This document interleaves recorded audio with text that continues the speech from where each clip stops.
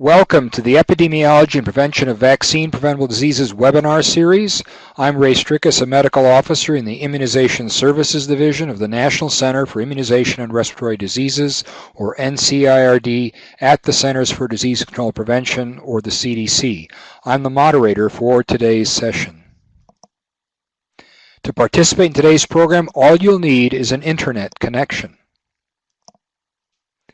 Here are learning objectives for today's program.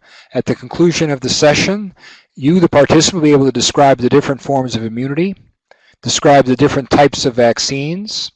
For each vaccine preventable disease, identify those for whom routine immunization is recommended. For each vaccine preventable disease, describe characteristics of the vaccine used to prevent the disease. Describe an emerging immunization issue. Locate resources relevant to current immunization practice. Implement disease detection and prevention healthcare services such as smoking cessation, weight reduction, diabetes screening, blood pressure screening, and most relevant for today, immunization services which prevent health problems and maintain health. Today's program on August 17, 2016, as part of the Epidemiology Prevention of Vaccine Preventable Diseases webinar series or NET conference, also known as the Pink Book. The topics are measles, mumps, and rubella, presented by Dr. Jesse Wing, a medical officer in the Communication Education Branch in the Immunization Services Division at NCIRD at the CDC.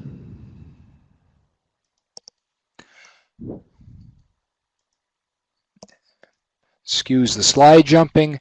For continuing education, for CE credit, please go to http://www.2a.cdc.gov/TCE online.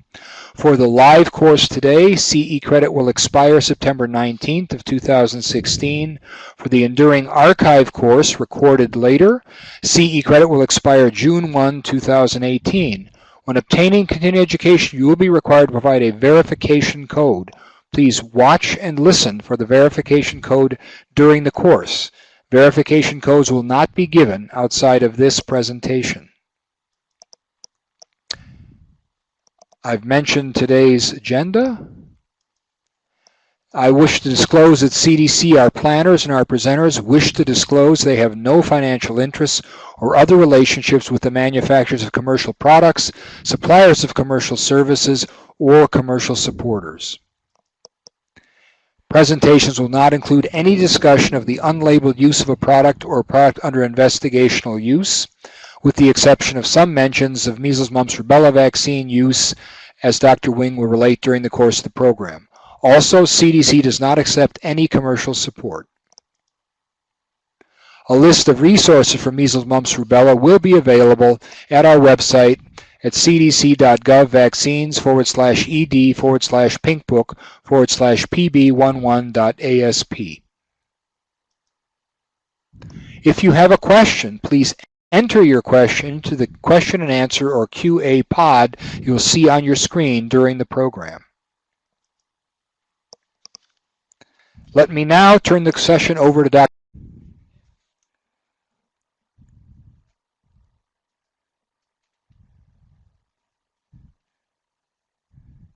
Okay, thank you, Dr. Strickus. Good afternoon, everyone from Atlanta. This week's Pink Books webinar covers 3 vaccines, measles, mumps, and rubella, or MMR. This will be a very full webinar in discussing these 3 classic diseases, but all the final slides, references, and transcript will be posted after the webinar. Most of the slides are taken from the 13th edition of the CDC Pink Book, with the addition of updated CDC surveillance slides. Measles is also known as rubeola, red measles, and the 9-day measles. Measles and mumps have been described since the 7th century. If you compare measles with rubella, on the right side of this slide here, rubella was first described in the German medical literature, hence the name German measles, or 3-day measles.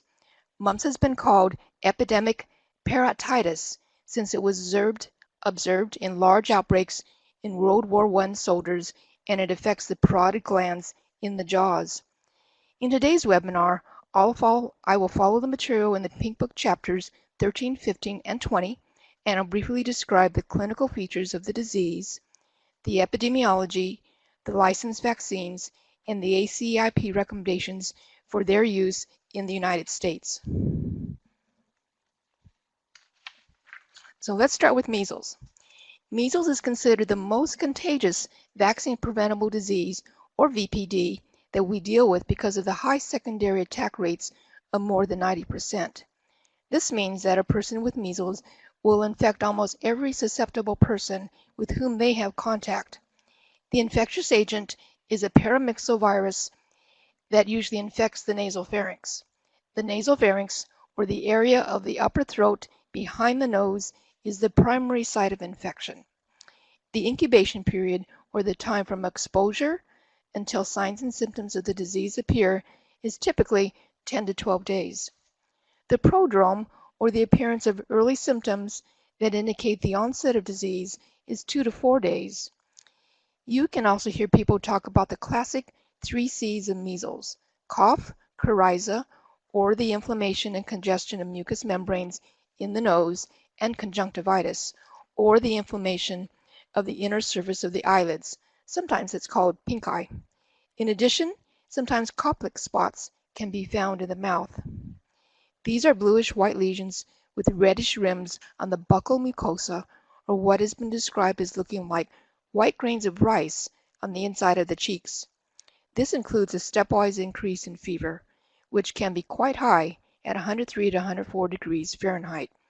The rash on the body appears 2 to 4 days after the prodrome and about 14 days after exposure.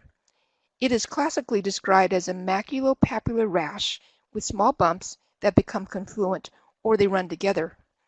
The rash first appears on the face, and during the next 2 or 3 days it moves down and out to the trunk and then to the arms and legs. As the person recovers, the rash will fade in the order that it appeared. The rash typically lasts 5 or 6 days. The rash is caused by deposits of measles antibody in the skin, and it may only appear red in lighter-skinned persons.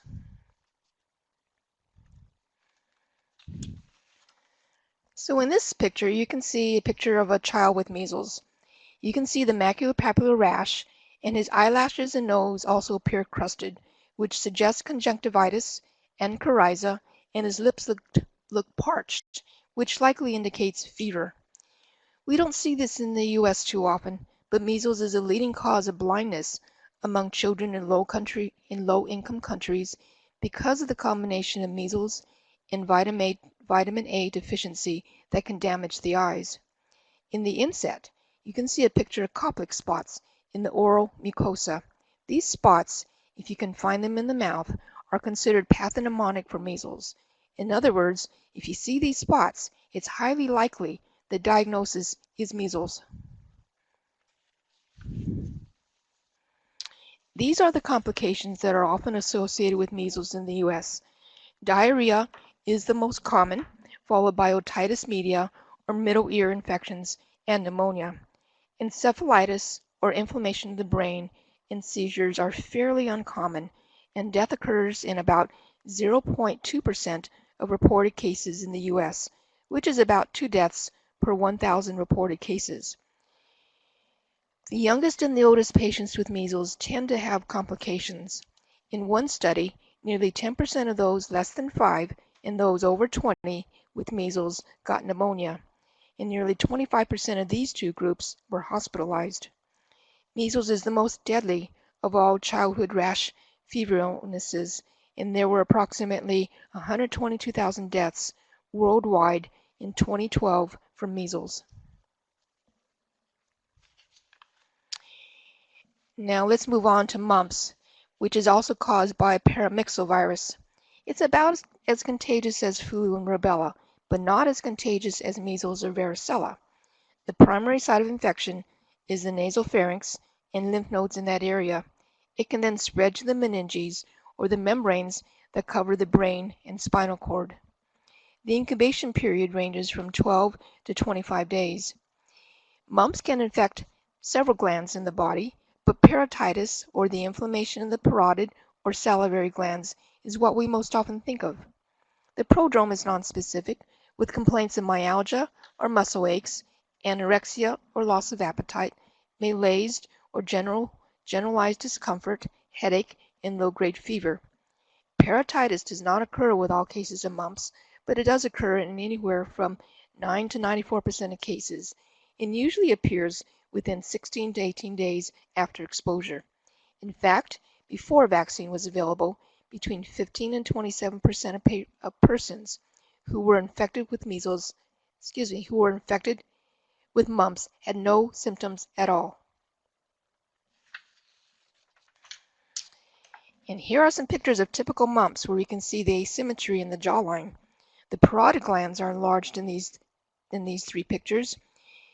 The picture on the right is Sidney Crosby of the Pittsburgh Penguins. There were some 14 players on 5 National Hockey League teams who were sidelined by mumps in 2014. As for complications, orchitis, or the swelling of testes, is the most common complication in post-pubertal males, but mumps is a rare complication of male infertility.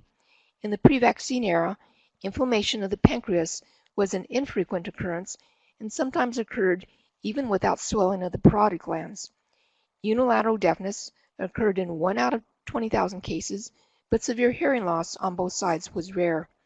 Between 1966 and 1971, there were 2 deaths per 10,000 reported cases. There have been no mumps-related deaths in recent U.S. outbreaks. Mumps encephalitis accounted for 36% of all reported encephalitis cases in the U.S. in 1967. Rubella, or German measles, is caused by a togavirus. The incubation period of rubella is 12 to 23 days, but it averages 14 days. There may be a prodrome consisting of low-grade fever and malaise, and the prodrome is more common in adults than in children. The rash appears 14 to 17 days after exposure. Lymphadenopathy or enlarged lymph nodes may appear in the second week. This is a picture of a child with rubella. You can see that the rash looks much more mild than that associated with measles, and the child doesn't appear nearly as sick as the child with the measles did.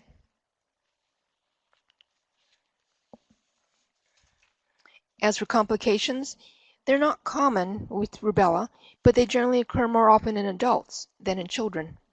Transient arthralgia or arthritis may occur in up to 70% of women infected with rubella, but it's rare in children and adult males. And chronic arthritis due to rubella is very rare. Encephalitis occurs in 1 in 6,000 cases, and again more common in female adults than anyone else.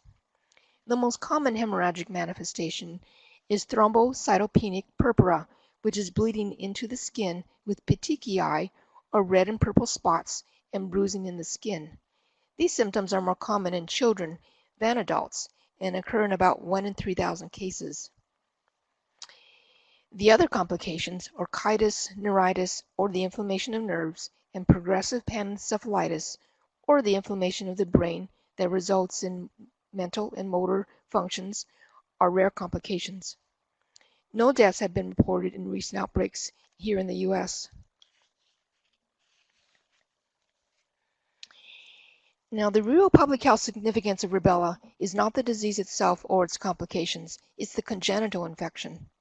The virus may infect the developing fetus and cause damage to many different organs, as you can see on this slide. The most common problem is deafness, but the child may have more than one organ affected. For example, a child may be deaf, have cataracts and cardiac defects, or mental retardation. Collectively, these abnormalities are known as congenital rubella syndrome, or CRS. Unfortunately, the mother does not have to have symptoms to transmit the virus to her fetus. In general, the earlier the pregnant mother is infected, the more serious the damage is to the fetus. Up to 85% of infants born to women infected with rubella virus in the first trimester will have defects. Infection early in pregnancy may also lead to fetal death and miscarriage. CRS is rare when the infection occurs in the second trimester or later.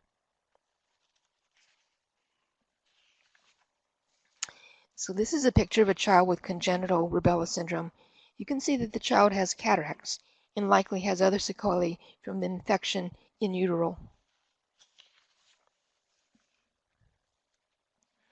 We'll talk a little bit about the epidemiology of these diseases. All three are human diseases. There are no known animal reservoirs.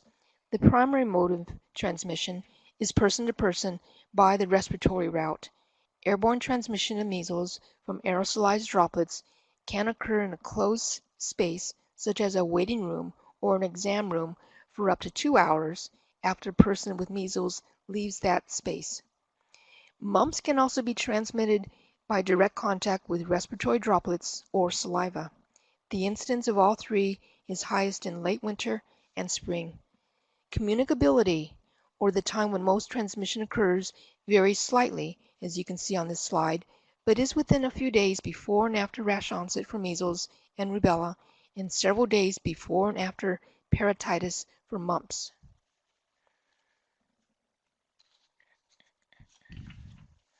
Now for some surveillance slides. The large graph here shows the number of measles cases in the U.S. from 1962 through 2015, and the declines after the measles vaccine was first licensed in 1963 and the second dose was recommended in 1989. In the smaller graph, you can see that in the measles resurgence from 1989 to 1991, there were more than 55,000 cases and 123 measles-associated deaths that were reported during this time period. This was the first time that the proportion of cases in children younger than 5 years of age was larger than the proportion of cases in school-age children. And the most important cause of the resurgence was low vaccination coverage. You can see that the incidence of measles declined rapidly after the resurgence, due primarily to intensive efforts to raise the vaccination levels.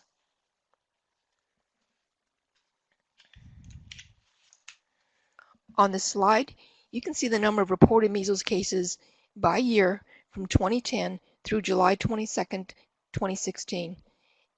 In 2016 thus far, we've only had 48 cases from 13 states reported with measles. In 2014, the U.S. experienced a record number of measles cases, with 667 cases from 27 states reported to the CDC. This is the greatest number of cases since measles elimination was documented in the U.S. in the year 2000. The majority of people who got measles were unvaccinated. Measles is still common in many parts of the world. Travelers with measles continue to bring the disease into the U.S. Measles can spread when it reaches a community in the U.S. where groups of people are unvaccinated.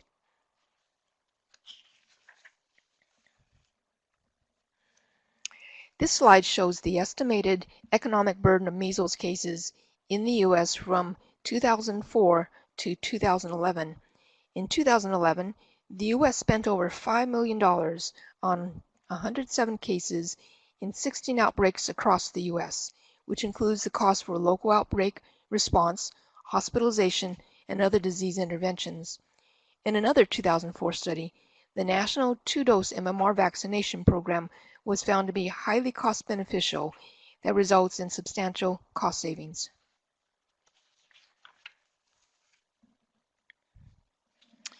This CDC infographic emphasizes the risk of unvaccinated travelers being infected with measles and bringing it into the U.S. and spreading it to others who are susceptible. Measles is still common in many parts of the world, including some countries in Europe, Asia, the Pacific, and Africa. There was an MMWR article published June 26, 2015, about a man who came down with measles after he passed through an airport gate when a departing flight where an infected child was waiting at the same gate to board that plane.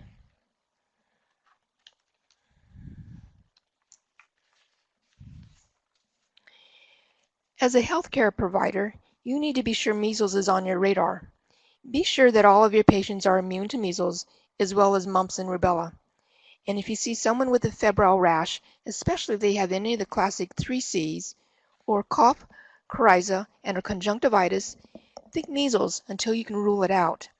Ask if the patient has recently traveled internationally has been in contact with international travelers or has been anywhere that might be frequented by international travelers, or has there been a history of measles in their community. If measles is even suspected, immediately isolate that person. Remember, measles virus remains in the area where an infected person was for at least a couple of hours after they leave. And remember that hospitals and clinics were a source of transmission during the measles resurgence in the 1990s.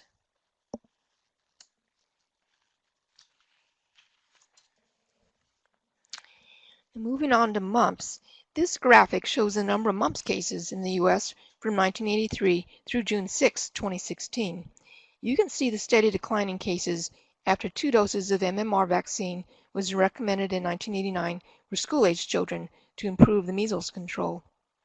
In 2006, there was a mumps outbreak involving more than 6,000 cases over several states. This outbreak primarily affected Midwestern college students, especially those living in dormitories.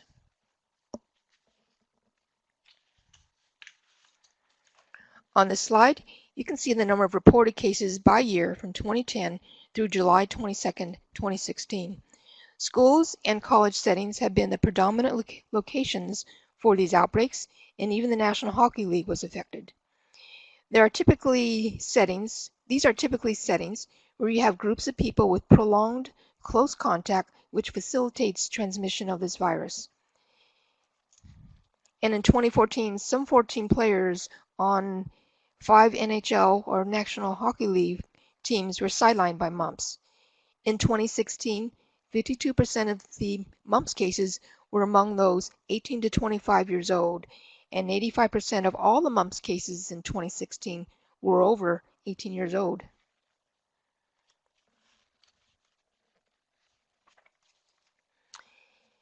In 2004, rubella was declared no longer endemic in the U.S., and cases have remained low, with a median of 11 rubella cases annually from 2005 through 2011. 60% of the rubella cases over the last decade in the U.S. have occurred in persons 20 through 49 years of age. You can also see on this table that the low number of CRS cases has paralleled the low number of rubella cases. We get many questions on this topic.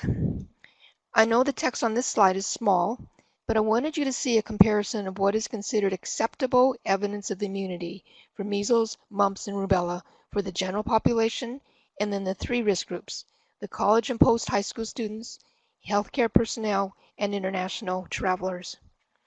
Documented vaccination or laboratory evidence of immunity or laboratory confirmation of disease is acceptable evidence of immunity.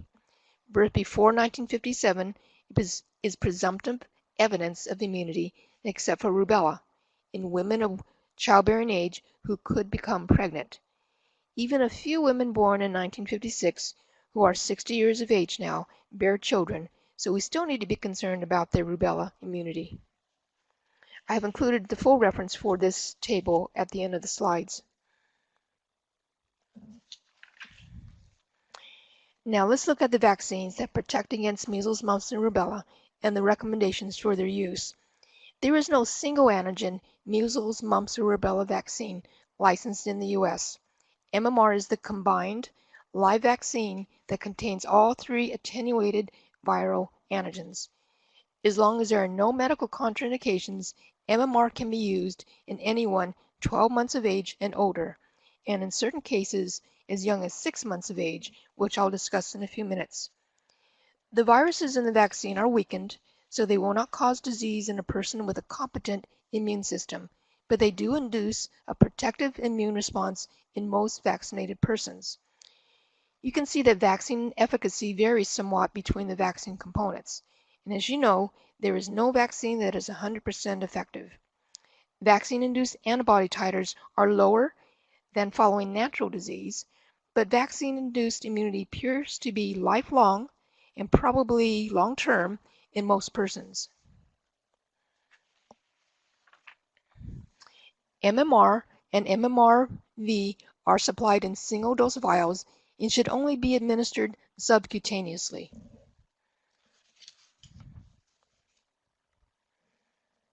MMRV with the brand name ProQuad contains measles, mumps, rubella, and varicella vaccine.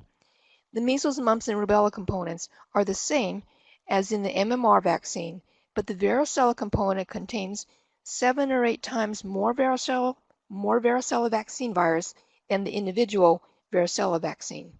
It is only approved for use in persons 12 months through 12 years of age.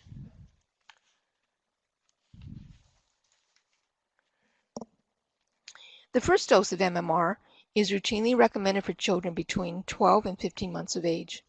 The minimum age for routine dose is 12 months. For international travel for a child going to a measles endemic area who is at least 6 months of age, the ACIP allows that a dose of MMR can be administered. Note that this is an off-label use of the vaccine. The vaccine is not routinely recommended before 12 months of age because if maternal antibodies are present, they could interfere with the vaccine. But if the child is at high risk because of the international travel, there is a chance that the child may respond to the vaccine, and the vaccine will not harm the child. However, a dose administered before 12 months of age does not count as one of the 2 valid doses, so it should be repeated once the child is 12 months of age as long as 4 weeks have elapsed.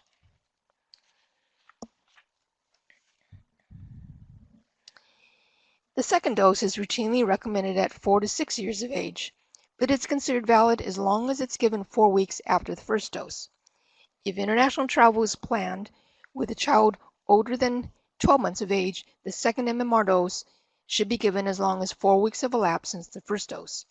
The 4-day grace period does apply between 2 doses of MMR, but the grace period should not be used to schedule appointments. It's primarily used for record review when deciding if doses are valid.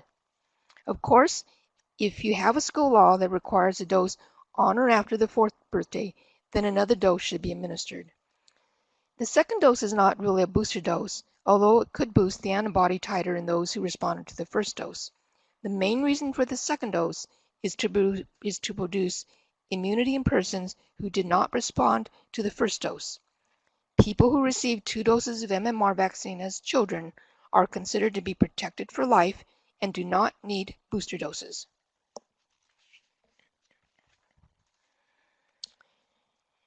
Here are the specifics of CDC's recommendation, which is based on available data that there is a slightly increased risk of febrile seizures for young children if the first dose is given as MMRV. I'll discuss the details of these data when we get to vaccine adverse reactions. So for the first dose at 12 through 47 months of age, either MMR or MMRV can be used. Providers who are considering administering MMRV for the first dose in this age group should discuss the benefits and risks of both options with the parents or the caregivers. Unless the parent or caregiver has a preference for MMRV, the CDC recommends that separate MMR and varicella vaccines should be administered at separate sites for the first dose in children 12 through 47 months of age, where the second dose at 15 months through 12 years of age, or if the first dose is being given at 48 months of age or older, MMRV is generally preferred.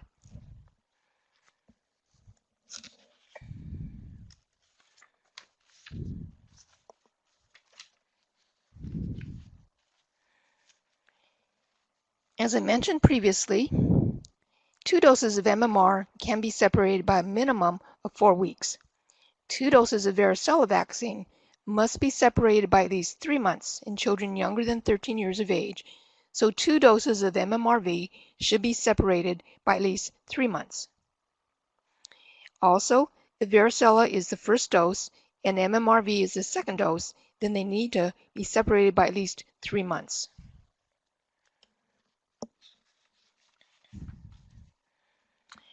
Although MMR vaccine is highly effective, not everyone responds to the first dose. The vaccine failure rate varies by component. Approximately 2 to 5% of children who receive only 1 dose of MMR fail to respond for measles and rubella, and up to 20% for the mumps component. The reason why this small number of persons do not respond to the vaccine is not known for sure. It might be due to the circulating antibody present at the time of vaccination or mishandled vaccine that was damaged. It could also be the result of recording error, and there could possibly be other causes. The good news is that vaccine failure is not permanent, and most persons with vaccine failure of the first dose will respond to a second dose of vaccine.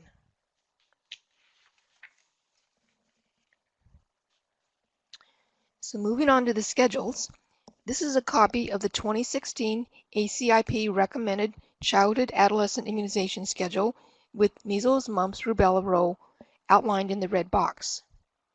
The purple bar indicates a recommendation for high-risk children between 6 and 11 months who will be traveling internationally. The yellow bar represents the 12 to 15 month age range for dose 1 and the 4 to 6 years for dose 2. The green bar represents the catch-up immunization for those who did not receive doses on time. So if children did not receive the first dose by 15 months of age, then they should be caught up on that dose as soon as possible, and the same holds true for those who did not receive the second dose by 6 years of age.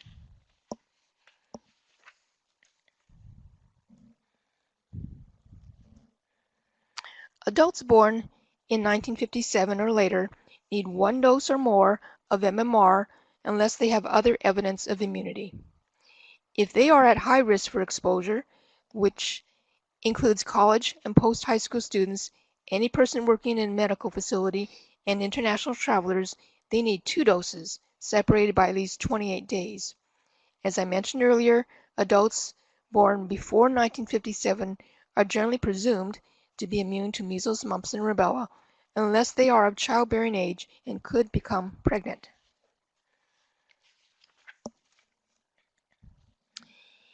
The MMWR shown on this slide includes the recommendations for vaccination of healthcare personnel. As far as measles, mumps, and rubella, this refers to all persons who work in medical facilities. Anyone who breathes air in the facility should be immune to these very contagious viruses to protect themselves and to prevent infection to others. So for healthcare personnel born before 1957 who are unvaccinated and lack laboratory evidence of immunity or laboratory confirmation of disease to these 3 viruses, CDC has made the following recommendation. Consider vaccinating with 2 doses of MMR to protect against measles and mumps and 1 dose of MMR to protect against rubella.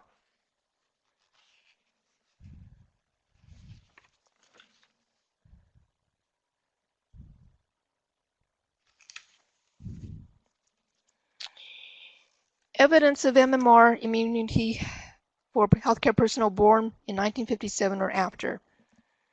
They should have one of the following as evidence of immunity.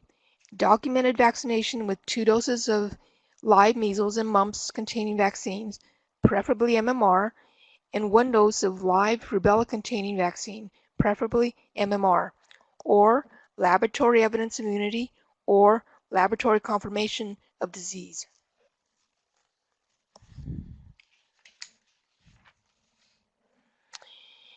This is the 2016 ACIP recommended adult schedule based on age with the measles, mumps, and rubella row outlined in the red box.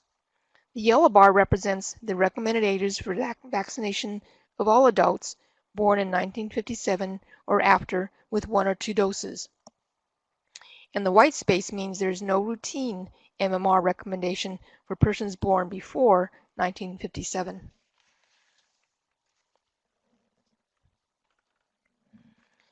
This is figure 2 of the 2016 ACIP adult schedule based on risk factors with the MMR row outlined in this red box. Remember that MMR is a live vaccine. The red bar indicates that MMR vaccine is contraindicated during pregnancy for anyone who is immunocompromised and anyone with HIV infection who is severely immunocompromised based on their CD4 T cell count. Patients with HIV and a CD4 count over 200 cells per microliter or other patients with these risk factors are candidates for MMR vaccine. The yellow bar indicates that vaccination with 1 or 2 doses of MMR is indicated for anyone in the other high-risk groups who do not have evidence of immunity.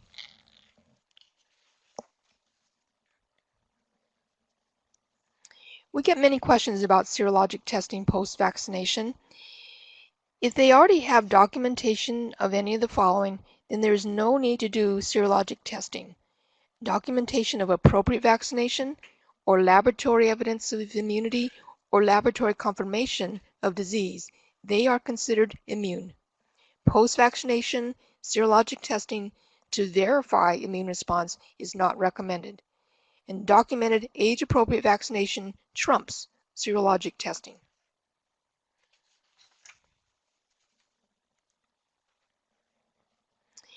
If for some reason the person is tested and has 2 documented doses of measles or mumps containing vaccine, followed by a negative or equivocal titer, CDC does not recommend additional doses of MMR. Documented vaccination should be accepted as evidence of immunity. Commercial tests are not sensitive enough to measure a low antibody titer, although immune memory is present, so likely indicates a false negative test result.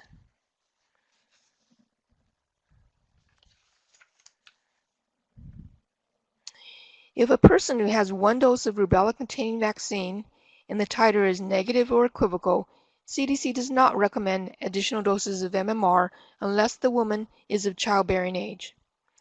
If the woman has 1 or 2 documented doses of rubella-containing vaccine, then an additional dose of MMR should be administered and no further testing is recommended.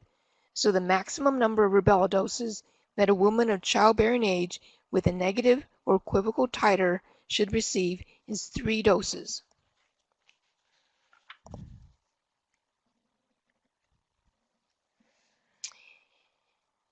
MMR vaccine may protect or modify the infection if MMR is given within 72 hours of measles exposure for persons 12 months of age or older. For post-exposure prophylaxis of non-immune persons, immunoglobulin or IG can be used if it's given within 6 days of exposure. IG is not recommended for anyone who is 12 months of age or older if they have received a dose of measles-containing vaccine unless they are severely immunocompromised. And after mumps or rubella exposure, post-exposure prophylaxis with MMR vaccine or immunoglobulin has not always been shown to be helpful.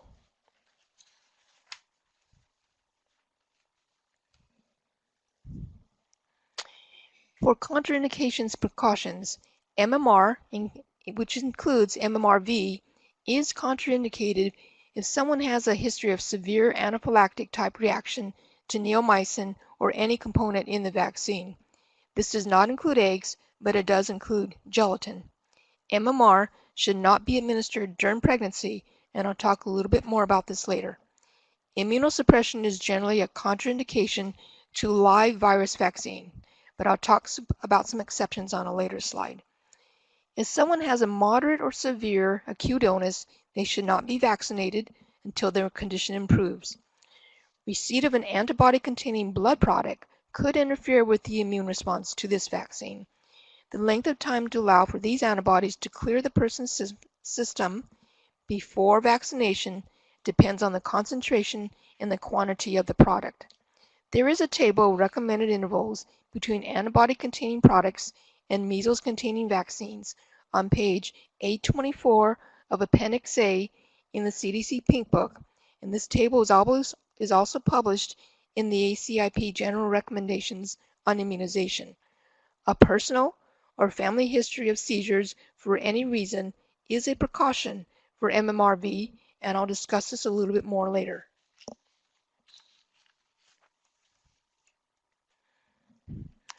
MMR or MMRV should not be administered to women who are known to be pregnant or attempting to become pregnant. ACIP recommends that a patient of childbearing age be asked if they are pregnant or likely to become pregnant within the next 4 weeks. If the answer is yes, the woman should not be vaccinated during pregnancy or trying to become pregnant. Because there is a theoretical risk to the fetus when the mother receives a live virus vaccine, women should be counseled to avoid becoming pregnant for 4 weeks after receipt of the MMR vaccine. The vaccine package insert recommends deferral pregnancy for 3 months after vaccination, but ACIP's off-label recommendation is 4 weeks.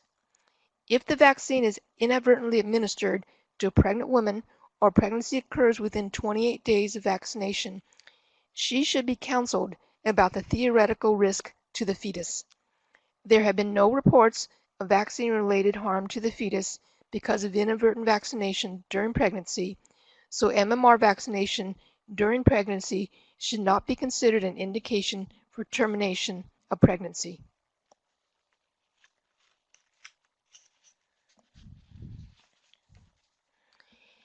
As I showed earlier on the adult schedule based on risk, MMR vaccine can be administered to persons who are HIV positive but do not have current evidence of severe immunosuppression.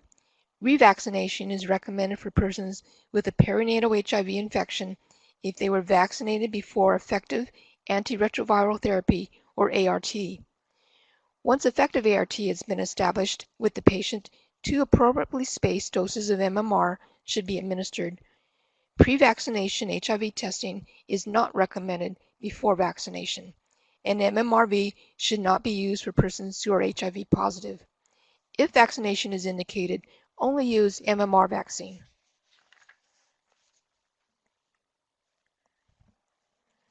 MMR vaccine should not be given to persons taking large daily doses of oral or parenteral corticosteroids for more than 2 weeks, and vaccination should be avoided for at least 1 month after high-dose therapy is stopped. Patients with leukemia in remission who have not received chemotherapy for at least 3 months may receive MMR. For someone who has received a hematopoietic cell transplant or bone marrow transplant and is immunocompetent, MMR can be administered 24 months after the transplant. For time's sake, I'm going to refer you to the Pink Book, page 223, for more detail, and there is an extensive discussion of vaccination and immunosuppressive therapy in the ACIP General Recommendations on Immunization. The IDSA guidelines also cover this topic as well, and I've listed their URL link in the references. A tuberculin skin test or an interferon gamma release assay can be applied before or on the same day that MMR or MMRV vaccine is given. However, if MMR or MMRV is given on the previous day or earlier, the TST or assay should be delayed for at least 28 days.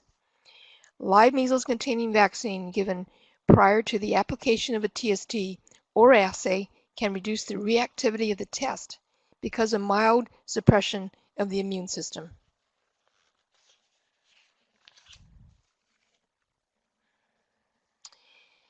Since all 3 components of MMR are live viruses, adverse reactions following vaccination are predictable and represent viral replication that leads to mild illness in susceptible vaccine recipients. Adverse reactions generally occur 7 to 10 days after vaccination. The most common reaction following vaccination is a low-grade fever in about 5 to 15% of recipients, which is usually attributed to the measles component, and MMR might cause febrile seizures.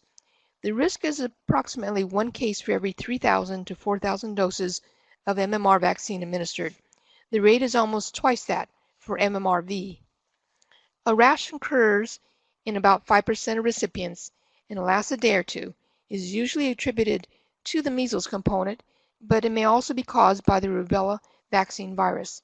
The rash is much more mild than the rash that occurs with natural disease. Joint symptoms occur in up to 25% of Rubella susceptible women, less in men, and rarely in children, and I'll talk more about this in a minute. Thrombocytopenia, or low platelet count, occurs in 1 in 30 to 40,000 doses and is usually transient and benign. Parotitis and deafness are rare reactions usually attributed to the mumps component. Encephalopathy is believed to occur after 1 in a million doses or less. This is a very rare event.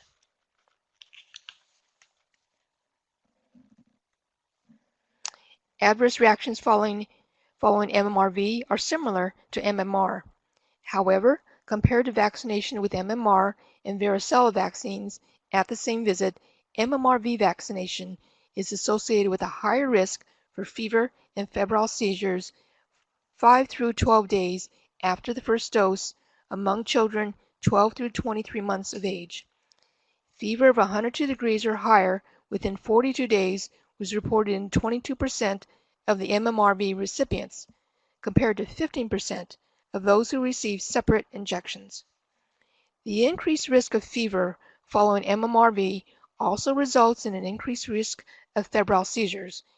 This is estimated to be about one additional febrile seizure for every 2,300 to 2,600 doses of MMRV administered to children 12 through 23 months of age. An increased risk of febrile seizures has not been observed following use of MMRV as a second dose in the MMR and varicella series. Moving on to precautions.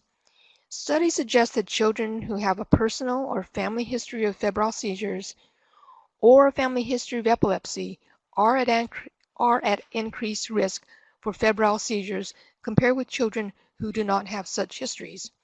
Children with a personal or family history of seizures generally should be vaccinated with a separate MMR and varicella vaccine rather than the combined MMRV because the risks of using MMRV vaccine in this group of children generally outweighs the benefits of that MMRV vaccine.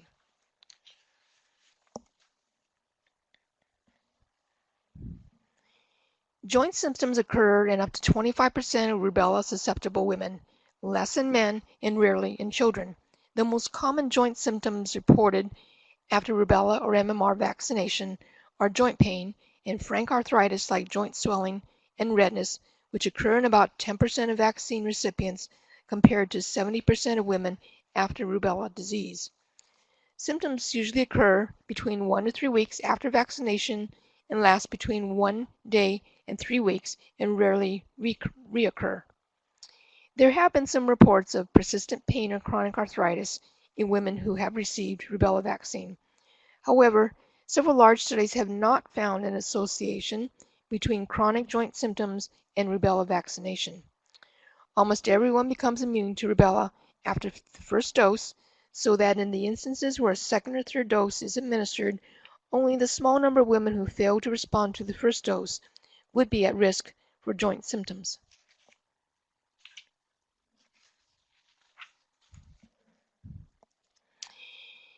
This has been an issue that's been studied in earnest, due to allegations that MMR vaccine causes autism. However, in 2001, the Institute of Medicine, now called the Health and Medicine Division, reported finding no causal relationship between the MMR vaccine and autism.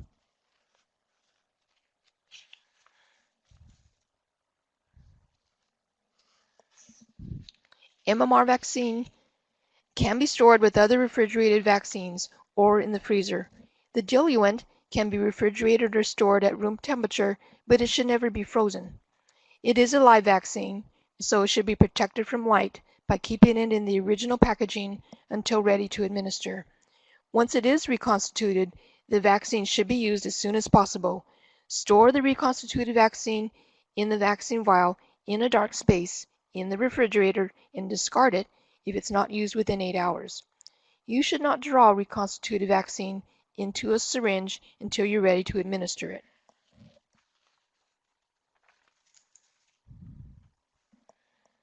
Because MMRV contains the varicella vaccine virus, it should be stored with other varicella-containing vaccines at the recommended freezer temperature. It should never be stored, even temporarily, using dry ice. If it's removed from the freezer, it can be stored for up to 72 continuous hours at refrigerator temperature, but if not used by then, it should be discarded. It should not be returned to the freezer. It should also be stored in the original packaging and protected from light. Use MMRV within 30 minutes of reconstitution or discard it. And never refreeze the reconstituted vaccine. The diluent for MMRV is the same as for MMR, and it should be stored at room temperature or refrigerated. Do not freeze the diluent.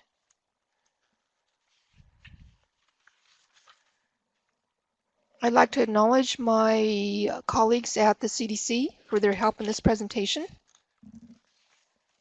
And here at the end of this slide set are some basic references. There will also be a PDF file that has additional references and bibliography that we will post soon. And back to Dr. Strikas for any questions that have come in. Thank you very much, Dr. Wing, for an excellent and succinct summary of a series of complex disease issues and the relevant vaccines. Let me give you now continuing education information before we address as many of your questions as we can. The course code for today's program is WC2645-081716. Those last 6 digits are today's date. You need that course code to ask for CE for today's program. The verification code is 16-MMR. The CE credit for today's program expires on September 19th, 2016. More instructions for CE are available in the resource pod. This information on this slide will stay up there while we address your questions. We received a number of those, and we will address as many as we can. The questions we cannot address verbally during the program, we will address in writing on our website as part of our resources to be posted shortly after the program.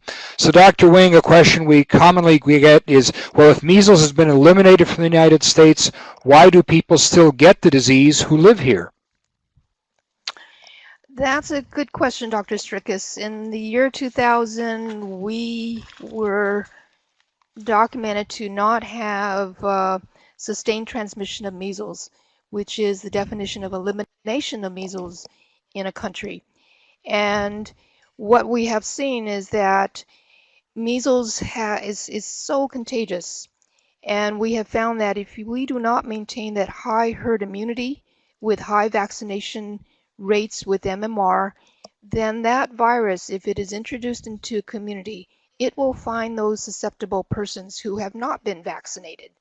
So we have seen introduction of measles into the U.S. by international travelers, and we've had outbreaks like in California in an amusement park. And we find that people who have traveled can bring that virus back, and it'll find its way in a community and find its way to a susceptible person who has not been adequately vaccinated. So that behooves us to try to make sure that we have high herd immunity in our communities and make sure that everyone who needs to be vaccinated is adequately vaccinated. It's the best protection. Okay, thank you. One of our listeners wrote in, you described the large outbreak of mumps in the United States in 2006. Can you comment more about the underlying causes of that outbreak? In 2006, when I talked to some of the SMEs or the subject matter experts in measles, they're looking at some of the outbreaks of mumps, which have really occurred in adults. And these have mostly been on college campuses. Now, what we've seen is that some of them were people who did not receive a second dose of MMR. For example, the hockey player with the Pittsburgh Penguins may have only received 1 dose of MMR, and that may have he may not have responded to that first dose very well. So some of that is under-vaccinated persons. And also remember that the efficacy of the mumps component is not as high. I believe it's about 85% in the combined vaccine. And if you look at the risk behaviors that may happen on a campus or in a dormitory situation with close transmission and sharing of drinks and things like that, that can facilitate transmission of the virus. And we've actually seen that some of the outbreaks were linked back to cases in other countries. And some of these travelers came back to the US and it found its way into a susceptible population. And then we had an outbreak that popped up. So they're trying to sort these things out. But we did have that blip in 2006, which is hopefully once these folks receive additional doses of MMR vaccine, we'll be able to keep those outbreaks down.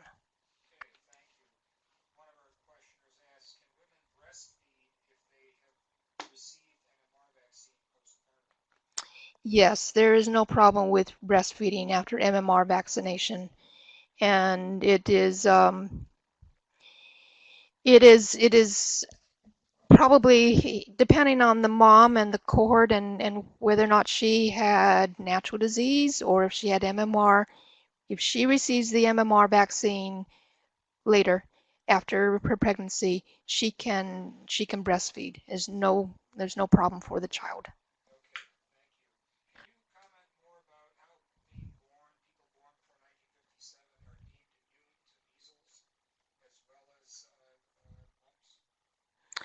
Well, before 1957, they looked at those cohorts, and I believe they actually looked at some serologies in some of these older folks, and they found that measles being so contagious, it probably affected most of the children at that time.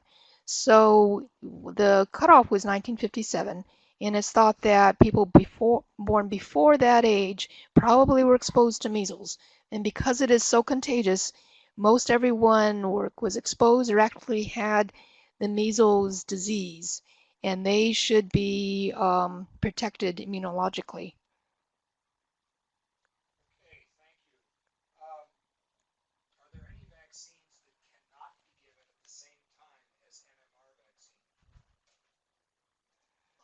No, I don't believe so. I think MMR can be given, it's the one classic live vaccine, and most other inactivated vaccines can be given at the same time as MMR. Okay. And the question about children who receive chemotherapy, or perhaps anyone who receives chemotherapy for malignancy, who were vaccinated before the malignancy or medical problem, do they need to be revaccinated after chemotherapy? Well, I think that in some of these special cases, we need to go back and make sure we know what kind of disease it was, if it was a solid or a cell type cancer, and what type of chemotherapy they received, and whether the child is still on any kind of therapy that may render that child immunosuppressed. So I'd go back and look at some of these components and see what they might need at that point. They might need to be revaccinated, but we also want to make sure that they are not severely immunocompromised. So we can look at the ACIP reference on immunosuppressed persons. And as I mentioned, the IDSA, or the Infectious Disease Society of America, has a very nice guideline which goes by disease, and it actually pretty much spells out when and where to give these vaccines. So I would refer to those because I think there's a lot of specifics in someone who's had cancer and may still be receiving some immunosuppressive medications. Okay, we'll be sure to post that on our resources. A number of questions about the issue of people with 2 doses of MMR vaccine, and there are variations on the theme of a healthcare worker, in this case, has documented 2 doses of MMR at appropriate age and interval, has a negative titer for measles, positive titer for rubella and mumps. What does one do in that case? Does one revaccinate or not? Well, as we try to spell out, if you have 2 doses of MMR vaccine that were documented and they're given at an appropriate interval, in other words, at least 28 days apart, and it's documented, that really should be accepted as acceptable documentation of immunity. However, if there are titers that are taken, and there is a woman who is of childbearing age, you could consider giving an additional dose of rubella. And the maximum dose of MMR would be 3 doses for a woman of childbearing age.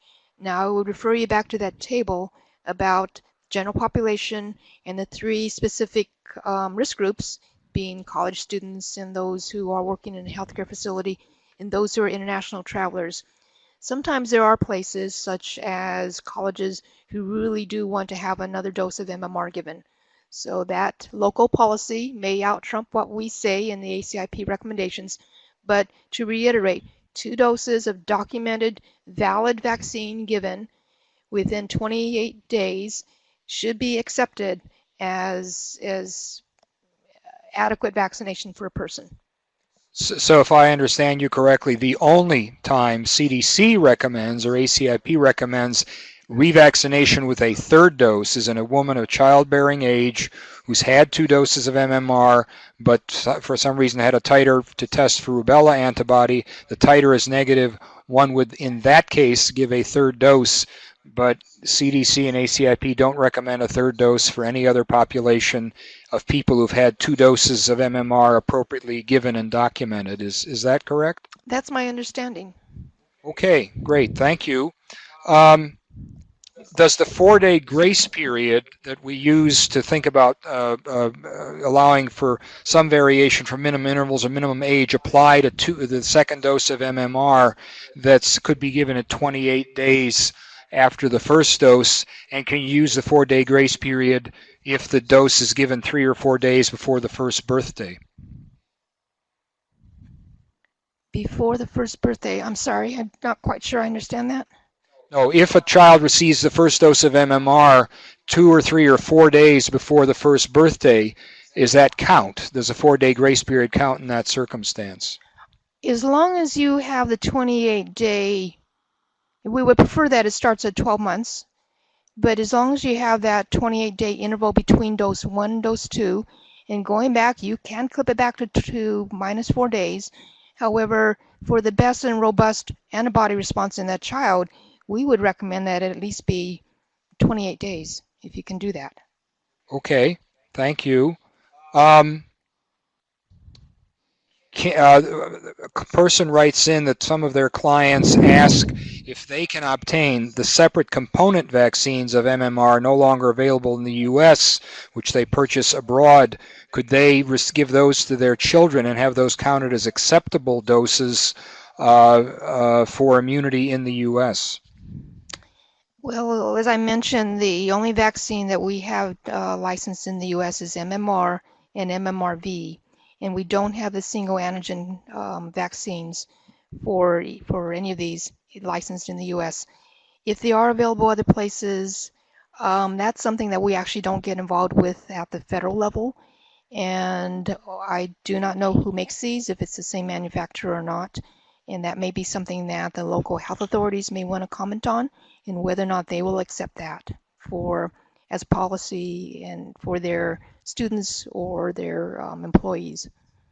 But for ACIP, we usually recommend the US licensed vaccines, which are MMR and MMRV. Okay, let me ask one more question, then we'll move to wrap up and finish the CE information, other information our listeners need. If a healthcare worker develops a rash and a low-grade fever after MMR vaccine, is he or she infectious to other persons? No, it's generally not thought that that person who rash after vaccination is infectious to others around them. Okay, thank you very much. So let me repeat the CE information for those listening who need CE. That is continuing education credit. Again, please go to our website, http://www.2a.cdc.gov/TCE online.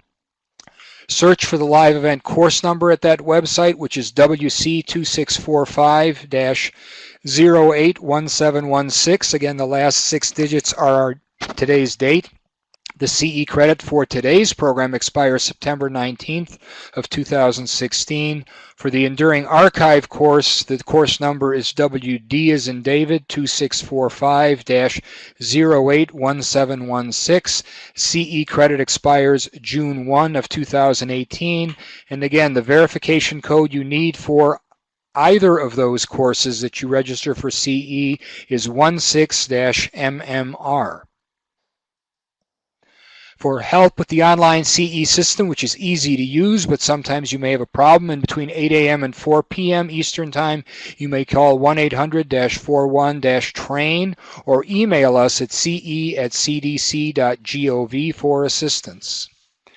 If you have general immunization questions, whether about today's seminar that we didn't get to, and please indicate it's about today's seminar you're asking the question, or other questions that come up in the course of your practice, you may email those to nipinfo@cdc.gov. You may also call us with immunization questions at 1-800-CDC-INFO, CDC Info, between 8 a.m. and 8 p.m. Eastern Time, Monday through Friday, and we'll answer those or refer them to experts to answer them. Additional resources, some of which Dr. Wing mentioned, are the Epidemiology and Prevention of Vaccine-Preventable Diseases Pink Book, the 13th edition from 2015, at cdc.gov vaccines/pubs/pinkbook/index.html. The CDC Vaccines and Immunizations homepage you see there, and CDC immunization resources for you and your patients at cdc.gov/vaccines/ed/downloads/imz-resources.pdf.